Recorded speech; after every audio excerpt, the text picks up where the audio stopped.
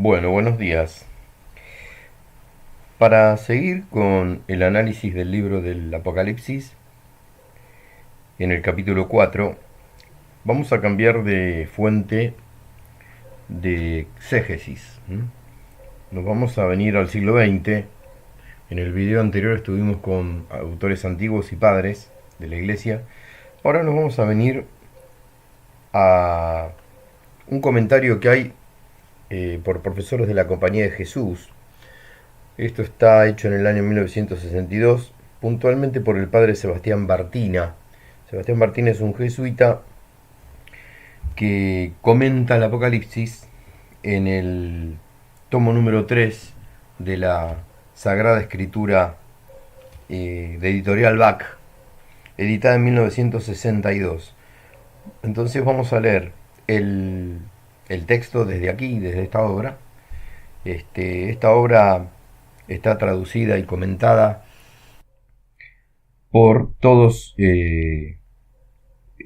profesores de la Compañía de Jesús de la Universidad de Salamanca. Está editada en Editorial Bach, Biblioteca de Autores Cristianos, como se puede ver ahí en la imagen, junto con Miguel Nicolau, con José Alonso, con Ricardo Franco, Francisco Rodríguez Molero y Sebastián Bartina, que es casualmente el sacerdote jesuita que comenta el Apocalipsis.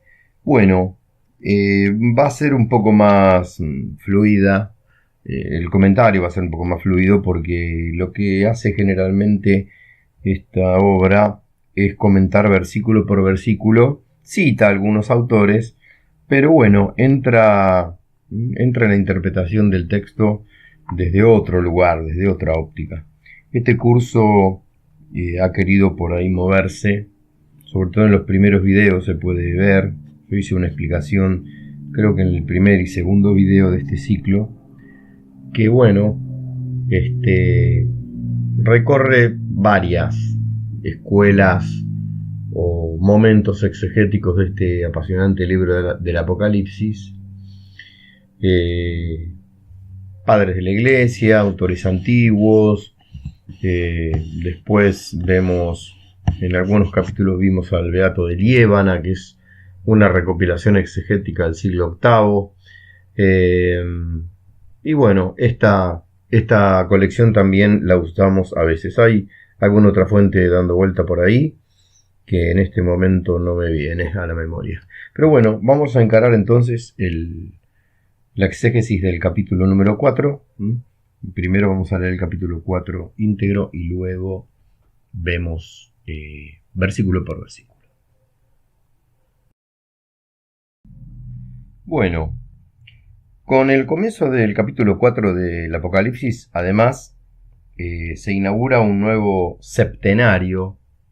Esta obra está pensada en septenarios. Nosotros analizamos hasta ahora el primer septenario, que es que tiene que ver con los avisos a las 7 iglesias, ¿no? Avisos pastorales a las 7 iglesias, que tienen que ver, bueno, con el presente y con un futuro relativamente próximo de las comunidades, ¿no? A partir de ahora, de este capítulo 4, van a empezar en la descripción de Juan como vidente las cosas por venir, las cosas futuras. Bueno, viene entonces el segundo septenario, el septenario de los 7 sellos del Apocalipsis. Abarca desde el capítulo 4 al capítulo 8. Bueno, consta de una doble visión preambular, 6 sellos y 2 intervalos. Inmediatamente antes de la apertura del séptimo sello hay un intervalo. Eso es común en el escritor, ¿no? El hagiógrafo. Muchos septenarios tienen ese movimiento, ese ritmo.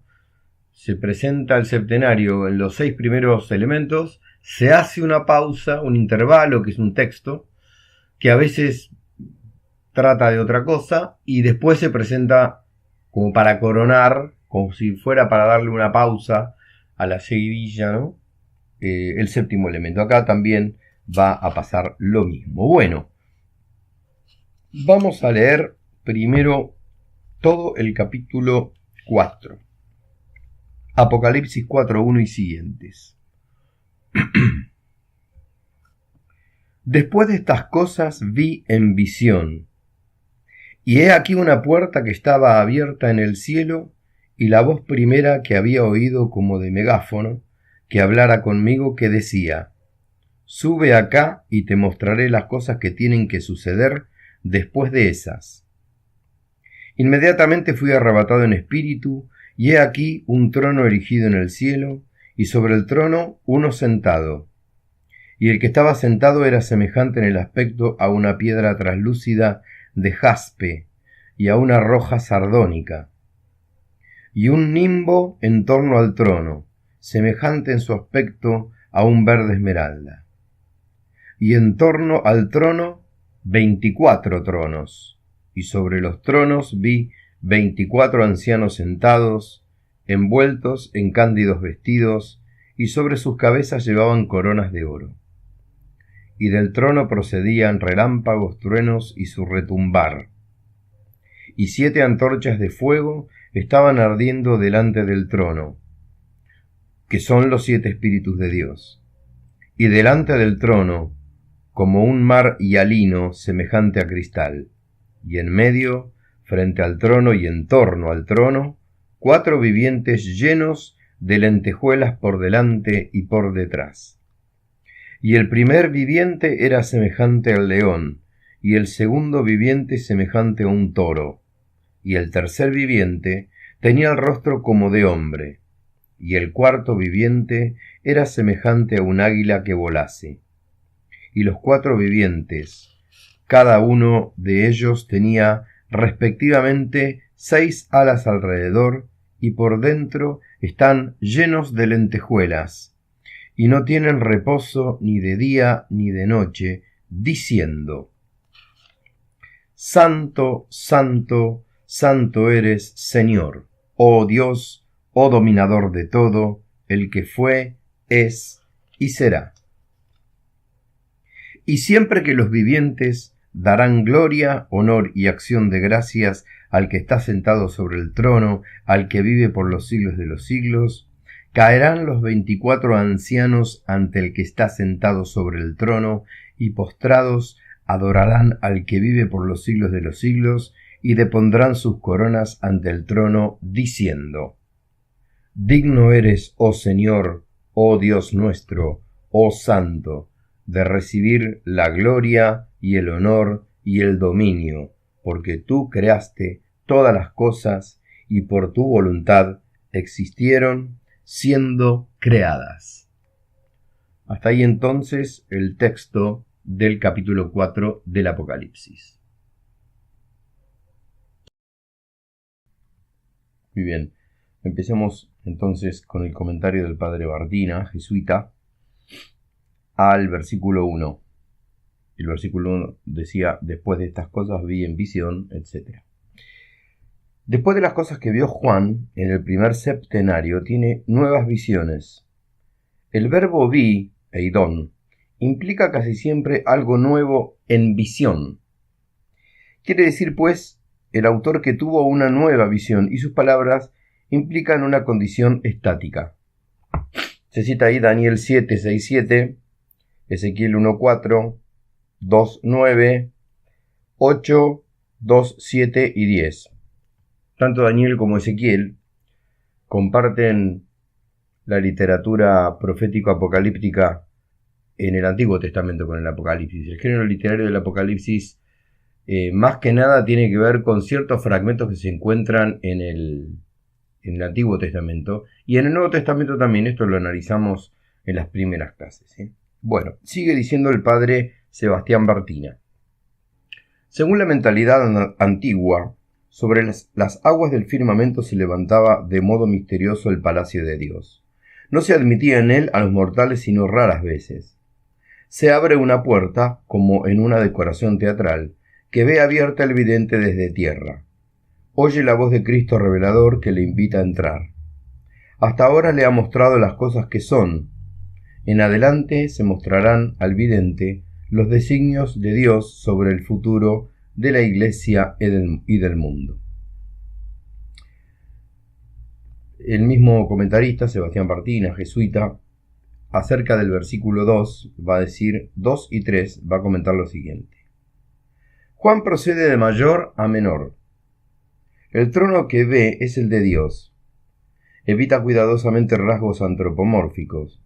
El que está sentado es Dios, Señor del universo y de los siglos. Reina reposando y reposa reinando.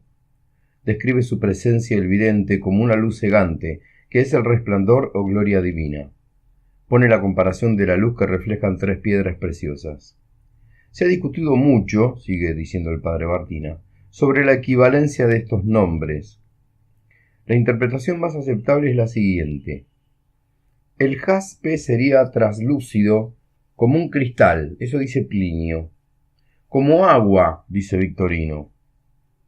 La sardónica, continúa el padre Bartina, la sardónica es de color rojo de fuego o de sangre, y probablemente equivale al cuarzo con óxido de hierro, parecido a la cornalina o al ágata roja. La esmeralda es de color verde en sus múltiples matices. Sería sugerente ver los 3 colores fundamentales del arco iris: rojo, amarillo, verde, azul y violado. Se refiere al violeta. Como si la pura luz blanca se descompusiera en 3. Muy bien, seguimos leyendo el comentario del padre Bartina, ahora al versículo 4. El versículo 4 en un momento dice, y en torno al trono 24 tronos, y sobre los tronos vi 24 ancianos sentados, envueltos en cándidos vestidos, y sobre sus cabezas llevaban coronas de oro. Comentario del versículo 4. Este versículo es una anticipación de lo que se va a decir al final, en los versículos 9 al 11.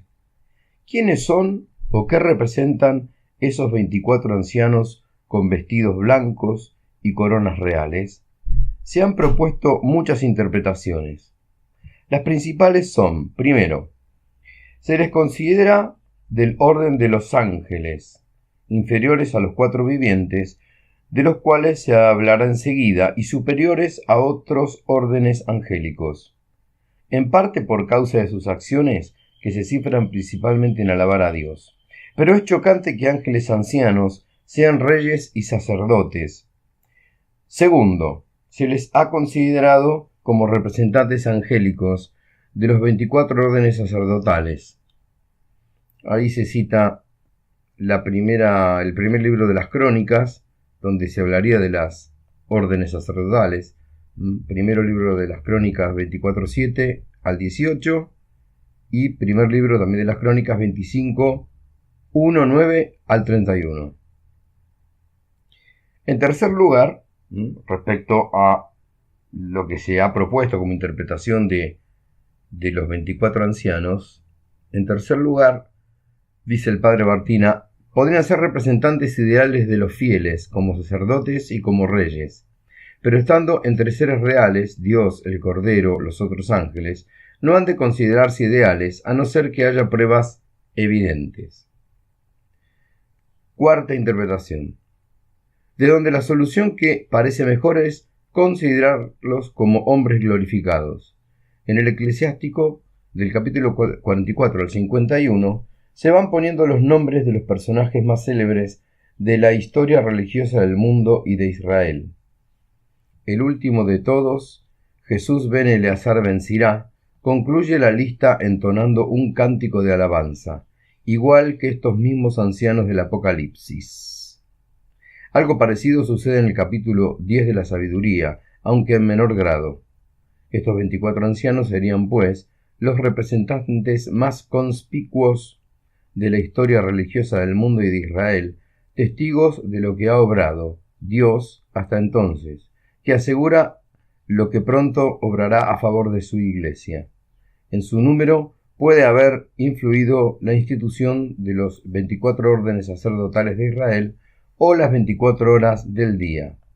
La alabanza a Dios ha de ser perpetua. Hasta ahí es el comentario del padre Bartina, jesuita, hasta el versículo 4.